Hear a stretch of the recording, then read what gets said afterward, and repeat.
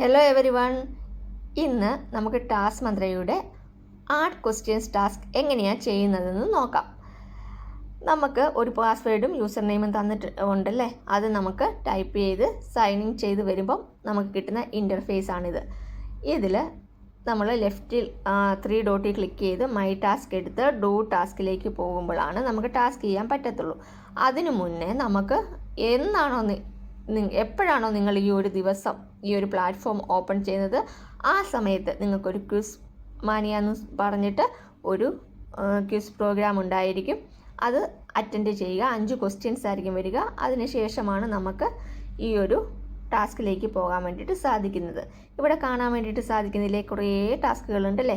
നമ്മൾ ഇന്ന് നോക്കാൻ പോകുന്നത് ആഡ് ക്വസ്റ്റ്യൻസിനെ പറ്റിയാണ്. ആഡ് ക്വസ്റ്റ്യൻസിന് കുറേ ക്രൈറ്റീരിയാസ് ഉണ്ട്. നമ്മൾ കുറച്ച് ശ്രദ്ധിച്ച് ചെയ്യേണ്ട ടാസ്ക്കാണ് ഈ ആഡ് ക്വസ്റ്റ്യൻ എന്ന് പറയുന്നത്. നമ്മൾ ആഡ് ക്വസ്റ്റ്യനിൽ ക്ലിക്ക് ചെയ്തു. അപ്പോൾ നമുക്ക് കിട്ടുന്നത് ഇങ്ങനെ 2 കാര്യങ്ങൾ കിട്ടും. Add questions general, add question academic എന്ന് പറഞ്ഞിട്ട് കിട്ടും. നമ്മൾ ചെയ്യേണ്ടത് ആഡ് ക്വസ്റ്റ്യൻ ജനറൽ കൊടുത്തിട്ട് വ്യൂ കൊടുക്കുക. അങ്ങനെ വ്യൂ കൊടുത്ത് വരുമ്പോഴത്തേക്കിനും നമുക്ക് ആഡ് ക്വസ്റ്റ്യൻ ചെയ്യാനുള്ള ഒരു ഇൻ്റർഫേസ് ഓപ്പൺ ആയിട്ട് വരും. ഇത് ശ്രദ്ധിക്കേണ്ടതായിട്ടുള്ള കുറേ കാര്യങ്ങളുണ്ട്. അത് കറക്റ്റായിട്ട് നമ്മൾ ശ്രദ്ധിക്കുക.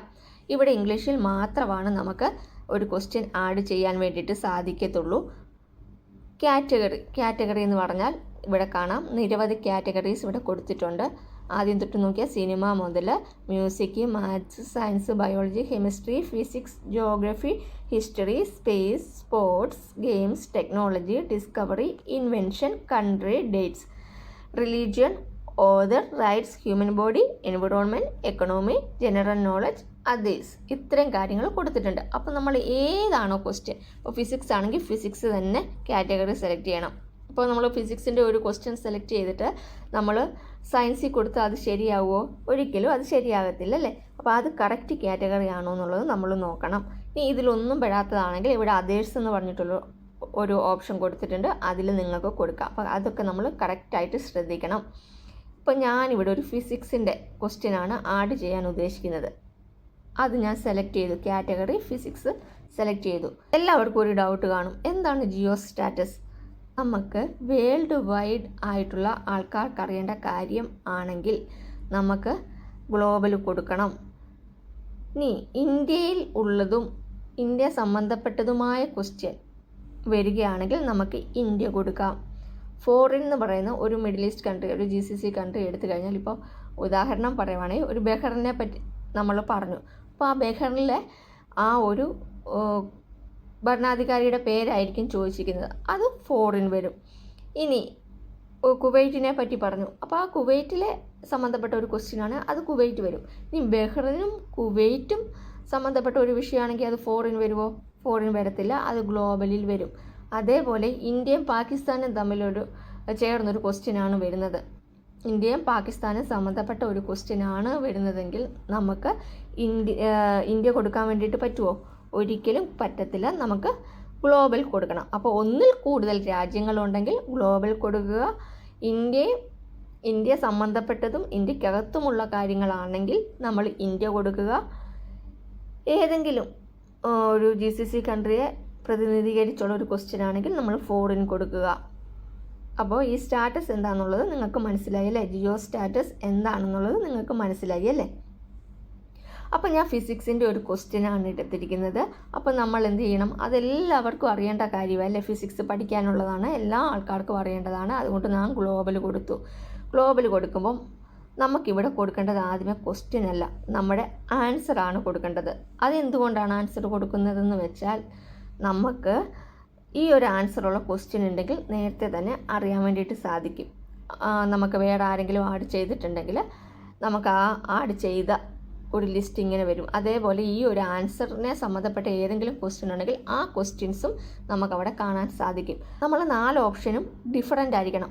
നമ്മൾ ഒരേ ഓപ്ഷൻ അറിയാതെ കൊടുത്തു കഴിഞ്ഞിട്ടുണ്ടെങ്കിൽ ഇത് നെക്സ്റ്റ് അടുത്ത പേജിലേക്ക് പോകത്തില്ല. അതുകൊണ്ട് തന്നെ നമ്മൾ കറക്റ്റായിട്ട് കൊടുക്കണം. നമ്മൾ നേരത്തെ ആൻസർ ചെയ്തിട്ടുണ്ടല്ലോ, ആ ഒരു ആൻസറാണ് ഇവിടെ ഫസ്റ്റ് ഓപ്ഷനായിട്ട് നമുക്ക് കിട്ടുക. അത് കഴിഞ്ഞ് ബാക്കി 3 ഓപ്ഷനും നമ്മൾ കറക്റ്റായിട്ട് സെലക്ട് ചെയ്ത് കൊടുക്കണം. ഇങ്ങനെ എടുത്ത് സെലക്ട് ചെയ്ത് കൊടുത്തേച്ചാൽ മതി.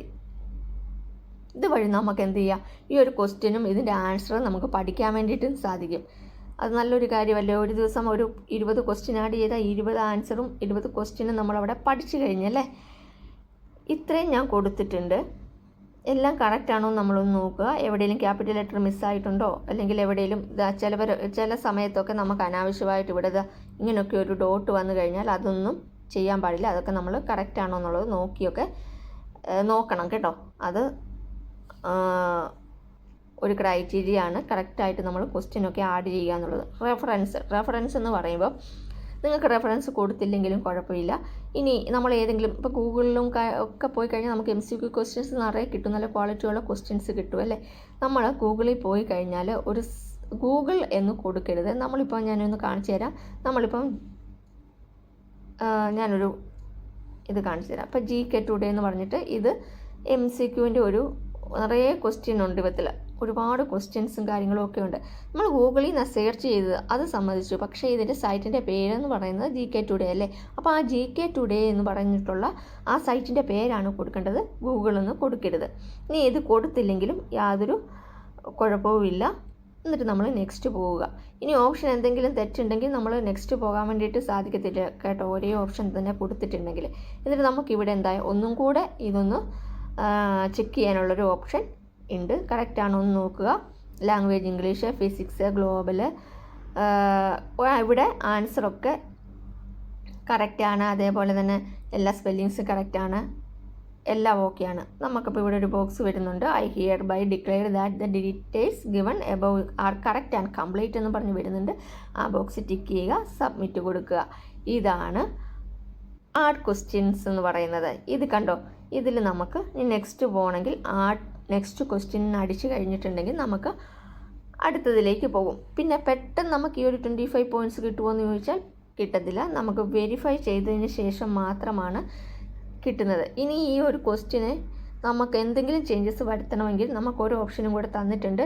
വെരിഫൈ പോകുന്നതിന് മുന്നേ, മനസ്സിലായോ, വെരിഫൈ സ്റ്റാർട്ട് ചെയ്യുന്നതിന് മുന്നേ ആണെങ്കിൽ നമുക്ക് ഈ ക്വസ്റ്റ്യൻ എഡിറ്റ് ചെയ്യാനോ ഇനി നിങ്ങൾക്ക് ആ ക്വസ്റ്റ്യൻ വേണ്ട എന്നുണ്ടെങ്കിൽ അത് ഡിലീറ്റ് ചെയ്യാനുള്ള ഒരു ഓപ്ഷനുണ്ട്. ഇതാ ഇവിടെ കാണാം. നമ്മൾ ഡേറ്റ് ഇട്ട് കൊടുത്തു കഴിഞ്ഞാൽ ഇതാ ഇപ്പം ഞാൻ ആഡ് ചെയ്ത ഒരു ക്വസ്റ്റ്യൻ അല്ലേ ഇത് നമുക്ക് എന്ത് ചെയ്യാം, ഇവിടെ ഈ ക്വസ്റ്റ്യൻ വേണമെങ്കിൽ ഡിലീറ്റ് കൊടുത്തു കഴിഞ്ഞാൽ ഡിലീറ്റ് ചെയ്യാൻ വേണ്ടിയിട്ട് പറ്റും. ഇനി നമ്മുടെ ഈ ക്വസ്റ്റ്യൻ നമ്മൾ ആഡ് ചെയ്തത് കാണണമെങ്കിൽ ഈ വ്യൂ കൊടുത്താൽ മതി. എഡിറ്റ് ചെയ്യണമെങ്കിൽ നമുക്കിതാ ഇവിടെ എഡിറ്റിൽ പോയിട്ട് എന്തെങ്കിലും ചേഞ്ചസ് വരുത്തണമെങ്കിൽ നമുക്കിവിടെ വരുത്താവുന്നതാണ്. എന്നിട്ട് അപ്ഡേറ്റ് ഡീറ്റെയിൽസ് കൊടുത്തു കഴിഞ്ഞാൽ നമുക്ക് വെയിറ്റിംഗ് ഫോർ വെരിഫിക്കേഷൻ എന്ന് പറഞ്ഞ് വരും. നമ്മളുടെ ആ ഡീറ്റെയിൽസ് അവിടെ കറക്റ്റായിട്ട് കിടക്കുന്നുണ്ടാകും. അപ്പോൾ ഇതൊക്കെ ശ്രദ്ധിച്ച് വേണം നമ്മൾ ആഡ് ക്വസ്റ്റ്യൻസ് ചെയ്യാൻ വേണ്ടിയിട്ട് നമ്മൾ കറക്റ്റായിട്ട് തന്നെ ചെയ്യുക. ഓക്കെ, ഇതാണ് ടാസ്ക് മന്ത്രിയുടെ ആഡ് ക്വസ്റ്റ്യൻസ് എങ്ങനെയാണ് ചെയ്യുന്നതെന്നുള്ള ഒരു വീഡിയോ. ആഡ് ക്വസ്റ്റ്യൻസ് ചെയ്യുമ്പം ശ്രദ്ധിക്കേണ്ട ക്രൈറ്റീരിയ ഒന്നും കൂടെ പറയാം. 4 ഓപ്ഷനും ഡിഫറൻ്റ് ആയിരിക്കണം. ഗ്ലോബൽ സ്റ്റാറ്റസ് കറക്റ്റ് ആയിരിക്കണം. ഓപ്ഷൻ കൊടുക്കുന്ന സമയത്ത് all of the above, none of these, all of above, both A and B, ഇതൊന്നും കൊടുക്കാൻ വേണ്ടി പാടില്ല. ഇനി 3 ഓപ്ഷൻ മാത്രമേ ഉള്ളെങ്കിൽ അതിനോട് ചേർന്ന് നിൽക്കുന്ന ഒരു ഓപ്ഷൻ നിങ്ങൾക്ക് കൊടുക്കാവുന്നതാണ്. ക്വാളിറ്റി കറക്റ്റ് ആയിരിക്കണം. ഇതൊക്കെയാണ് ആഡ് ക്വസ്റ്റ്യൻസിൽ നമ്മൾ കറക്റ്റായിട്ട് ചെക്ക് ചെയ്യേണ്ട കാര്യങ്ങൾ. സ്പെല്ലിംഗ് മിസ്റ്റേക്ക്, ക്യാപിറ്റൽ ലെറ്റർ വേണ്ടടുത്ത് ക്യാപിറ്റൽ ലെറ്റർ വേണം, പങ്ക്ച്വേഷൻ മാർക്സ് വേണ്ടടുത്ത് അതെല്ലാം കൊടുക്കാൻ വേണ്ടി നമ്മൾ ശ്രദ്ധിക്കണം. അനാവശ്യമായിട്ട് കുത്ത്, കോമ ഇതൊന്നും വരാൻ വേണ്ടിയിട്ട് പാടില്ല. അപ്പോൾ ഇതെല്ലാം ശ്രദ്ധിച്ച് വേണം നമ്മൾ ആഡ് ക്വസ്റ്റ്യൻസ് ചെയ്യാൻ.